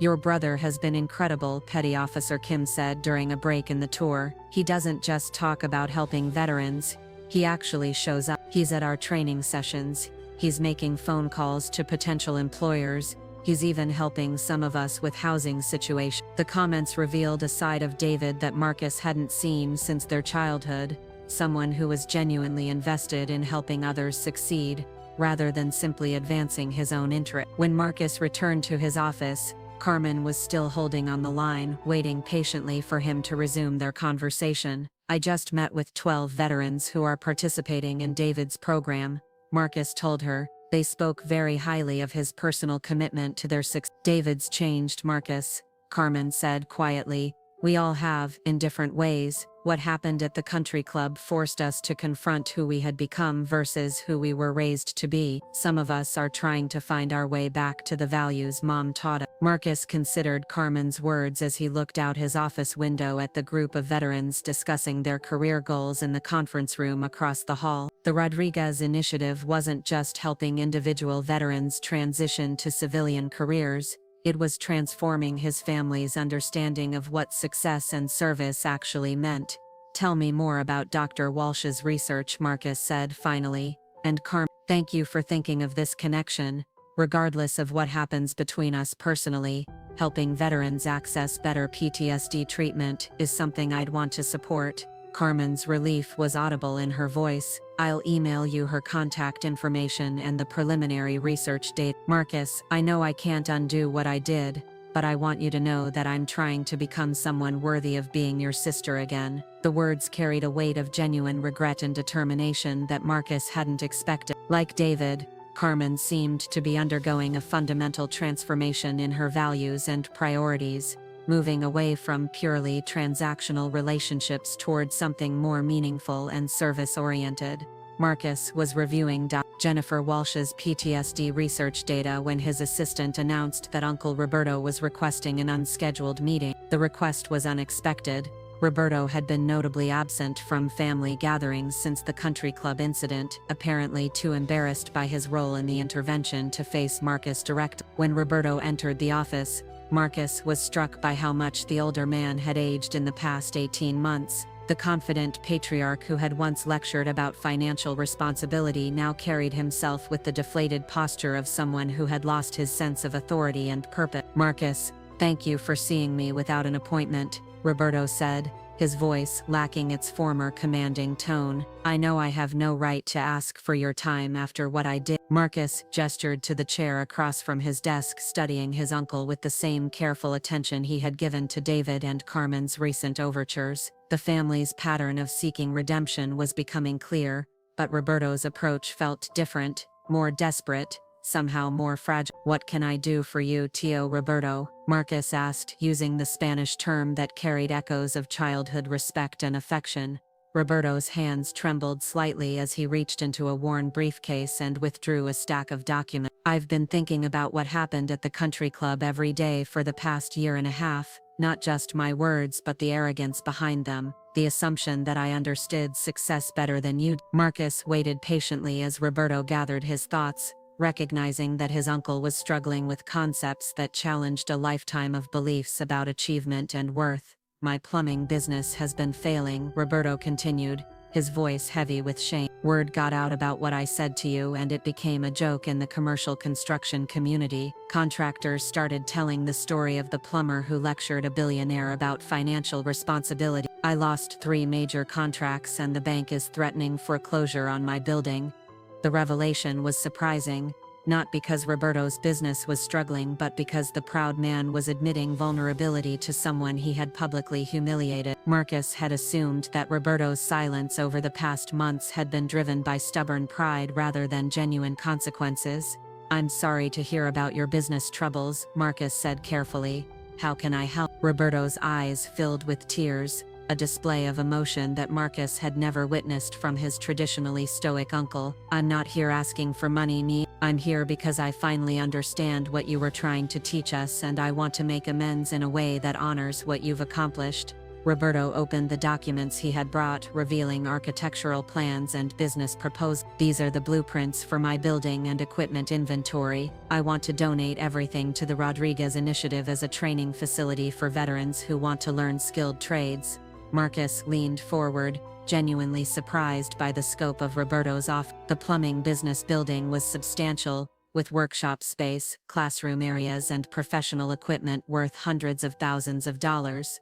The construction industry desperately needs skilled workers, Roberto continued, his voice gaining strength as he explained his proposal. Veterans have the discipline and work ethic to excel in trades, but they need proper training and certification. I want to create a comprehensive program that teaches plumbing, electrical work, HVAC systems, and general construction. Marcus studied the architectural plans, recognizing the potential for Roberto's vision. The building was perfectly positioned for a training center, with easy access to both residential and commercial areas where students could gain practical experience. This would essentially mean closing your business, Marcus observed. Are you certain this is what you want to do? Roberto nodded firmly. My business is failing anyway because I destroyed my reputation with arrogance and poor judgment. But maybe I can salvage something meaningful from the wreckage. Maybe I can use what I've learned over 40 years to help veterans build successful careers. The conversation was interrupted by a knock on the office door. David entered, followed by Staff Sergeant Maria Santos and 2 other Rodriguez Initiative participants who had been touring the building. I'm sorry to interrupt, David said, but Maria had some questions about trade certification programs, and I thought you might have insight. Marcus looked at the unexpected convergence of people in his office, his reformed brother, the struggling uncle seeking redemption, and the veterans who represented the future his family was trying to build. Actually, this timing might be perfect. Roberto, would you like to explain your proposal to Maria and the others? Roberto's demeanor transformed as he began describing his vision for the Trades Training Center. The defeated businessman disappeared, replaced by the passionate craftsman who had built a successful company from nothing. He spoke knowledgeably about apprenticeship programs, certification requirements, and the pathways from military experience to civilian trades careers. Staff Sergeant Santos listened intently, asking detailed questions about equipment, training timelines, and job placement opportunity. Her logistics background made her quick to grasp the practical implications of Roberto's proposal. This could be incredible, she said finally. Half of our Rodriguez Initiative group has mechanical or technical backgrounds that would translate perfectly to skilled trade, and the job market for these skills is strong. We'd be training for careers that actually exist. David looked between Roberto and Marcus, recognizing the potential for expanding his program beyond office-based careers. Roberto, this could be the perfect complement to what we're already doing. We're placing veterans in corporate positions, but not everyone wants to work in an office environment. Roberto straightened in his chair, his sense of purpose beginning to return. I've been thinking about this for months, planning how to structure the program, researching best practices from other cities. I want to do this right, not just as a gesture but as a sustainable program that helps veterans for years to come. Marcus found himself genuinely impressed by the depth of Roberto's planning and the practical value of his proposal. Unlike the grand gestures he had feared, this was a thoughtful contribution that addressed real needs, while allowing Roberto to contribute his expertise meaningfully. There's one condition, Roberto added, his voice carrying a note of the authority he had once wielded confidently. I want to work directly with the veterans as an instructor, not just donate the building and walk away. I want to earn their respect through teaching and mentoring, not through charity. The distinction was important, showing that Roberto understood the difference between meaningful service and empty gesture. He wasn't trying to buy forgiveness, he was trying to earn redemption through competent, sustained contribution to something larger than himself. 6 months later, Marcus stood in the converted warehouse that had once housed Roberto's plumbing business, watching his uncle demonstrate pipe-fitting techniques to a group of 8 veterans.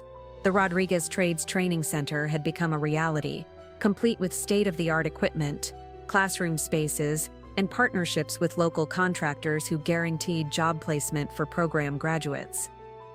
The transformation was remarkable. Roberto had evolved from a bitter, failed businessman into an inspiring instructor who commanded genuine respect from his students. Watching him work with former Marine Sergeant Lisa Chen on electrical wiring techniques, Marcus could see the passion and expertise that had originally built Roberto's success, now channeled into something far more meaningful than profit margins. Your uncle is incredible, said Dr. Jennifer Walsh, joining Marcus at the observation window. I've been interviewing program participants for our PTSD treatment study, and several of them mentioned how Roberto's mentorship has been crucial to their civilian transition. The PTSD research project had become another success story, emerging from the family's transformation.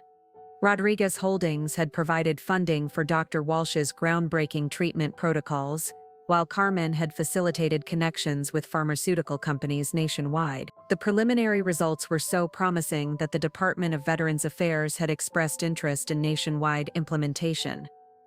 The combination of meaningful work and community support seems to accelerate healing, Dr. Walsh continued. Veterans in your family's programs are showing significantly lower rates of depression and anxiety compared to control groups. You've created something special here. Marcus nodded, but his attention was drawn to a familiar figure entering the training center. Sarah Chen, his girlfriend of 8 months, had arrived for their scheduled lunch meeting. She moved through the space with the comfortable familiarity of someone who had become an integral part of the Rodriguez family's evolving story. How's the progress meeting go? Sarah asked, joining them at the observation window. Remarkable results across all programs, Dr. Walsh replied. The Rodriguez initiative has achieved a 97% job placement rate. The Trade Center has a 6-month waiting list, and the PTSD treatment outcomes are exceeding our most optimistic projections. Sarah smiled, but Marcus could see the concern in her eye. As a nonprofit director, she understood that success brought both opportunities and complications. The Rodriguez family programs had attracted national attention, with politicians, business leaders, and veterans organizations seeking to replicate their model. Any word from the Veterans Affairs Committee? Sarah asked. Marcus pulled out his phone, showing her the email that had arrived that morning. They want to fund a national expansion, $50 million to establish Rodriguez model programs in major cities across the country. The offer represented vindication for everything the family had built over the past 2 years. It would transform their local initiatives into a nationwide movement, potentially helping thousands of veterans transition successfully to civilian careers. But it also meant stepping into the public spotlight in ways that Marcus had spent years avoiding. That's incredible, Dr. Walsh said. With that kind of funding, we could revolutionize veteran services nationwide. Marcus walked over to where David was reviewing graduation certificates for the latest cohort of corporate program participants. His brother had become the public face of the Rodriguez initiative, speaking at conferences and consulting with other companies interested in veteran hiring programs. The transformation from arrogant tech executive to passionate advocate had been complete and seemingly permanent. David, can I speak with you privately? Marcus asked. They moved to the center's small conference room, where Marcus had made some of the most important decisions of his business career. Today's conversation would determine the future direction of everything they had built. The VA funding offer, Marcus began. What's your honest assessment? David leaned back in his chair, his expression thoughtful. Professionally, it's a dream opportunity. We could scale our impact exponentially, help thousands of veterans, establish a permanent legacy. The programs work, Marcus. We have proof, and personally, David's smile was rueful. Personally, I'm terrified that success might change us again.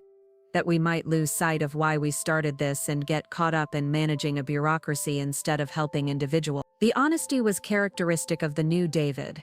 Someone who had learned to examine his motivations carefully rather than simply pursuing opportunities for advancement. Marcus appreciated his brother's self-awareness and shared his concerns about institutional growth. There's another consideration, Marcus said.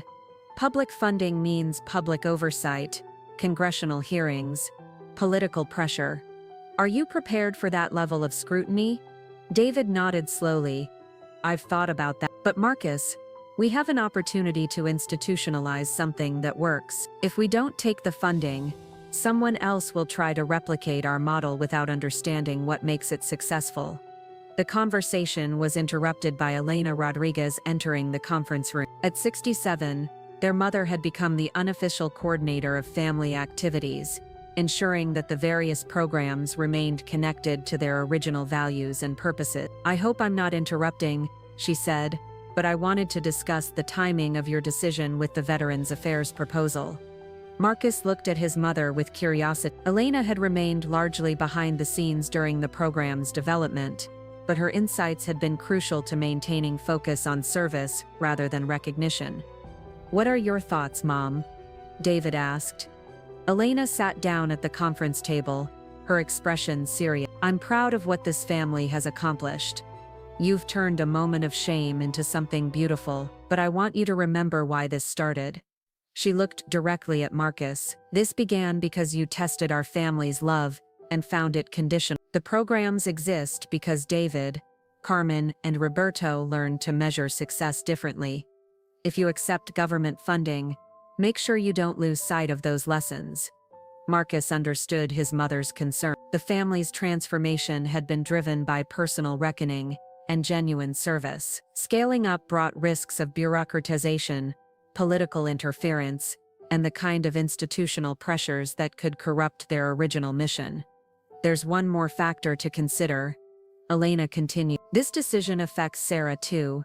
She's become part of our family, and whatever you choose will impact her life significantly.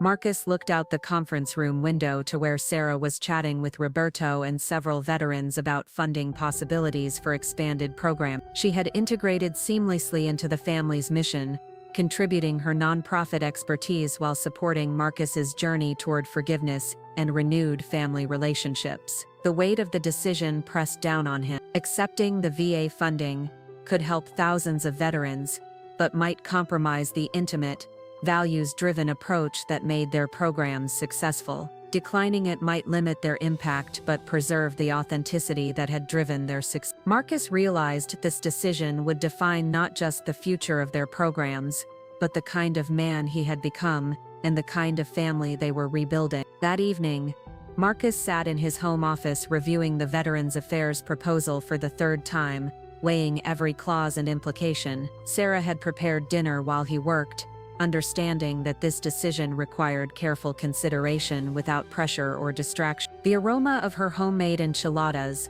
a recipe she'd learned from Elena, drifted through the house, creating an atmosphere of domestic comfort that contrasted sharply with the magnitude of the choice before him.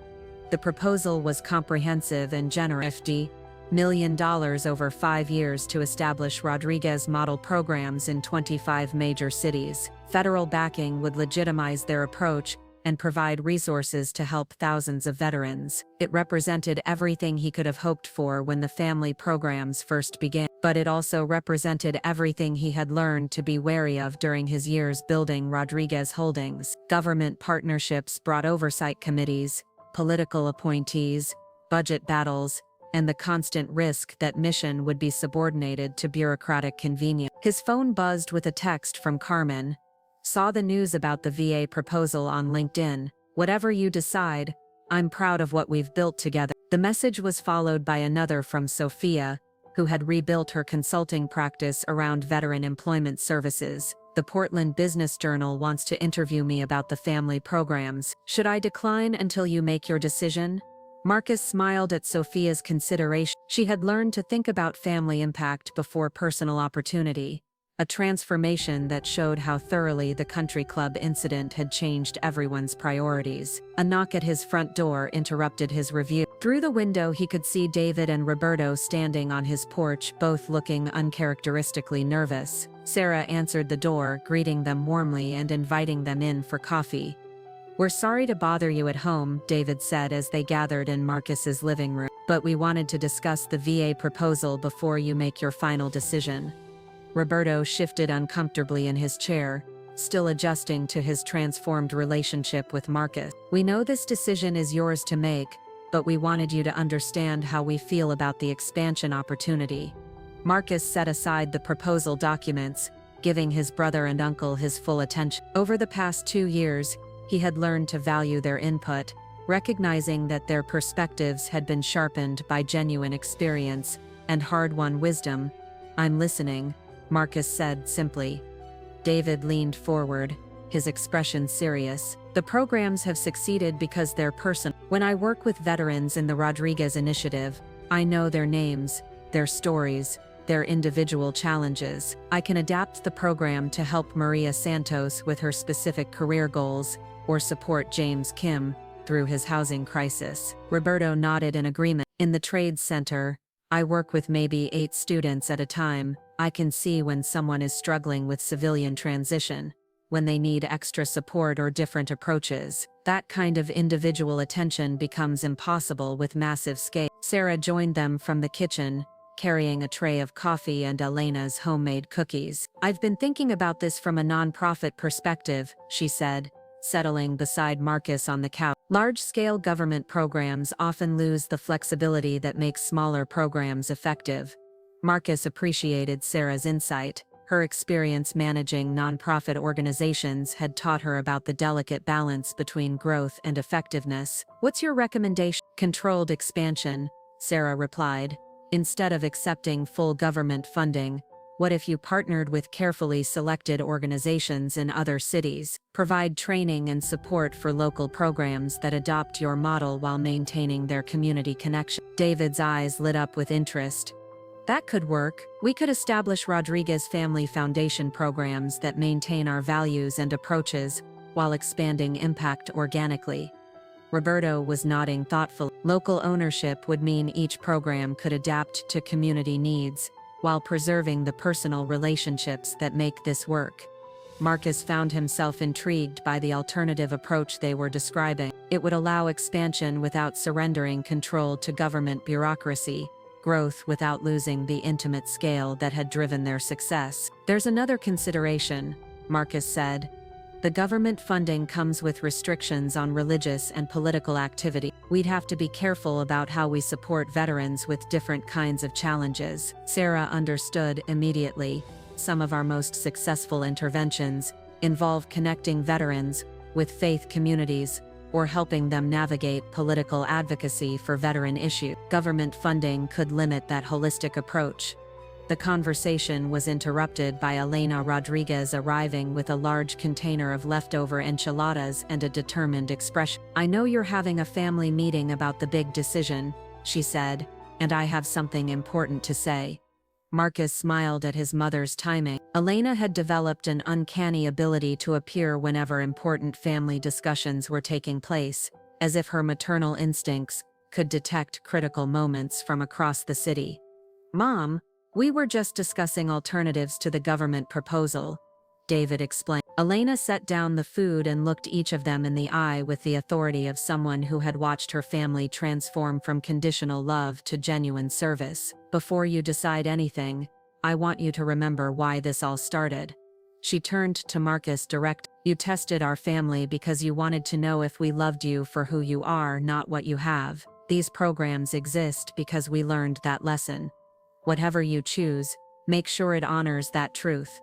The room fell silent as Elena's words settled over them. She had distilled the essence of their 2-year journey into a simple principle: authenticity over recognition, relationships over scale, service over status. Marcus looked around the living room at the people who had become his true family, not just through blood, but through shared struggle, genuine change, and mutual commitment to something larger than themselves. David and Roberto had earned their places through service and transformation. Sarah had chosen to join their mission voluntarily.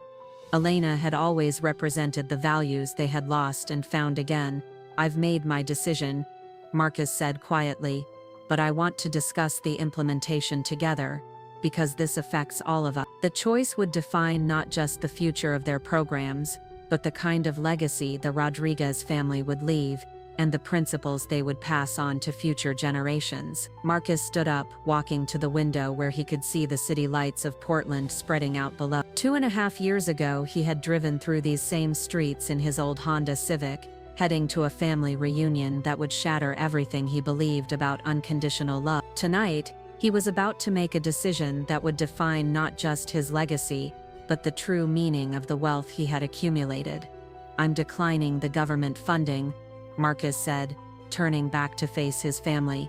"All $50 million. The room fell silent. Even though they had discussed alternatives, the magnitude of walking away from that level of federal support was staggering. Instead, Marcus continued, his voice carrying the quiet authority that had once commanded soldiers in combat, "I'm establishing the Rodriguez Family Foundation with an initial endowment of $100 million from my personal wealth."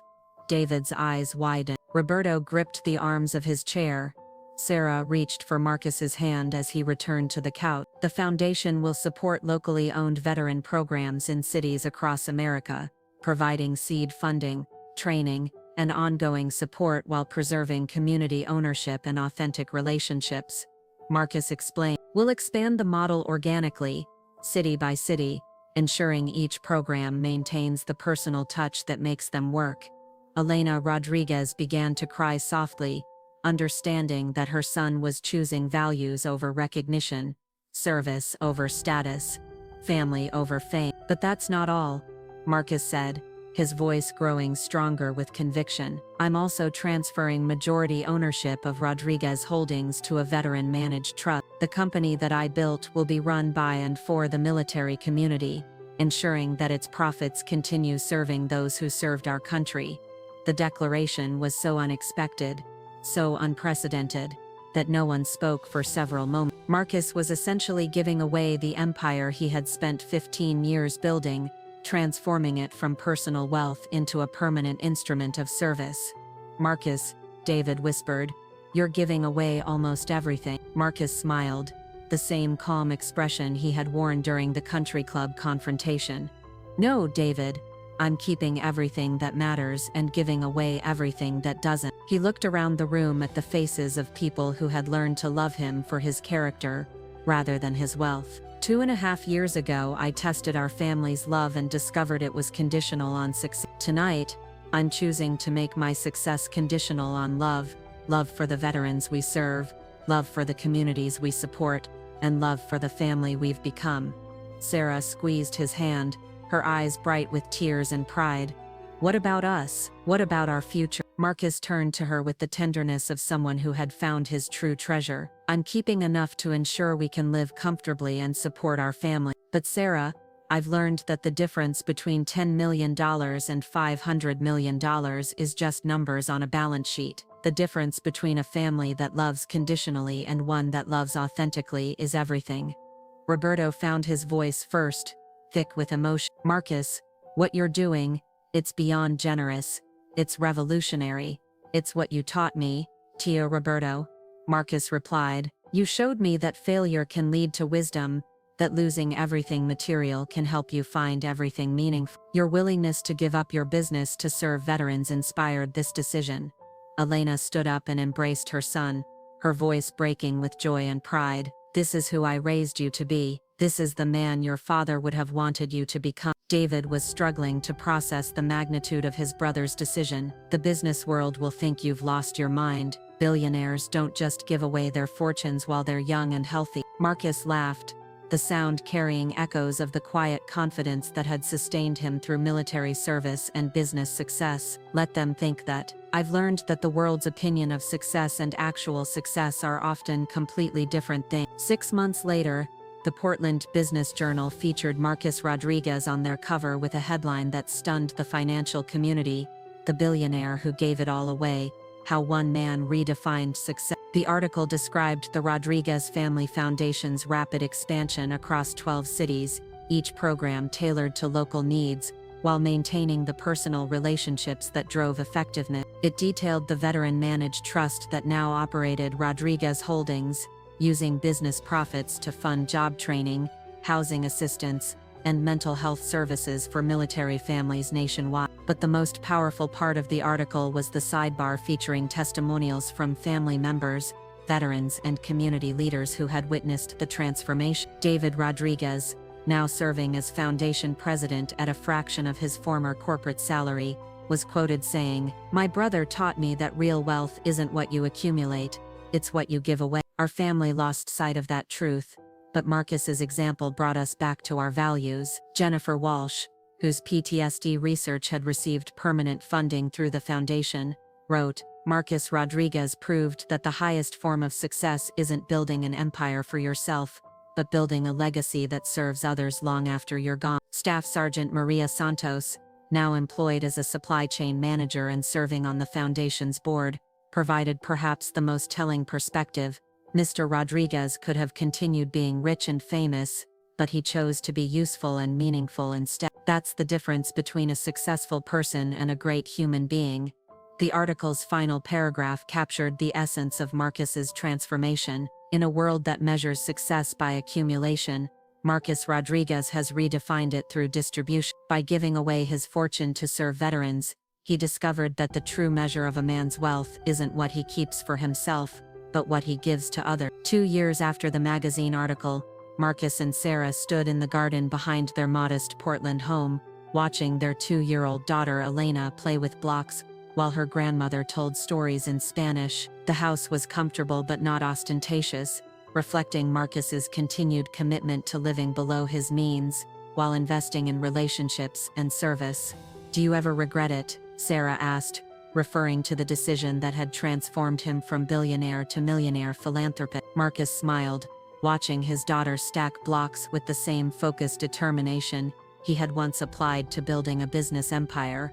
"Never. I spent 15 years building wealth, and it took 15 minutes for my family to show me it meant nothing without love. Now I have everything that actually matters." The Rodriguez Family Foundation had grown to support veteran programs in 38 cities, creating thousands of jobs and transforming countless lives. The veteran-managed trust operating Rodriguez Holdings had become a model for ethical business practices, proving that companies could prioritize service while maintaining profitability. But perhaps the most meaningful measure of success was the annual Rodriguez Family Reunion, now held at the Foundation's Portland headquarters. Instead of a country club gathering focused on displaying wealth and status, it had become a celebration of service, featuring veterans who had graduated from their programs, families who had been helped through difficult transitions, and community leaders who had partnered in their mission. Marcus often reflected on the journey from that painful afternoon at the country club to the fulfilling life he had built through service. The test he had designed for his family's love had ultimately tested his own understanding of success, revealing that true wealth wasn't measured in dollars,